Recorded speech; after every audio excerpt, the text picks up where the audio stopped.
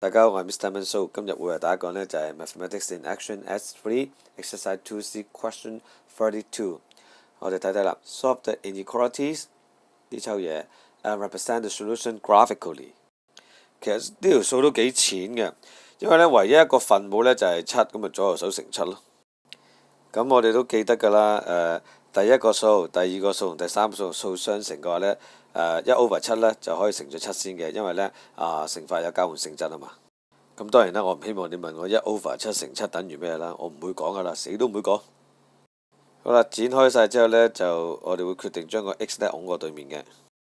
點解？我哋想避咗嗰個 x 項係數呢係負數，好千篇一律，我哋會計到呢，就係 x 呢就會大過1/3嘅。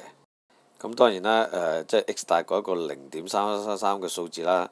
OK， 咁我哋記得 present the solution graphically 啦。好啦，睇下 Part B 啦。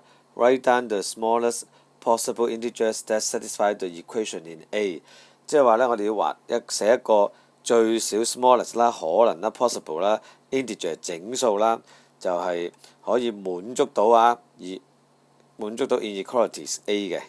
如果我哋話 x 係大過1/3或者大過0.3幾嘅話呢，咁你好簡單啦 x 可以0.5啦。咁再之上係咩呢？大過0點嘅有1啦、2啦、3。咦，1、2、3都係整數 integers， 不過最少可能呢個整數係邊個啦？冇錯啦，就係1啦。咁你只需要寫翻呢 the smallest integers equal 1， 咁就搞掂㗎啦。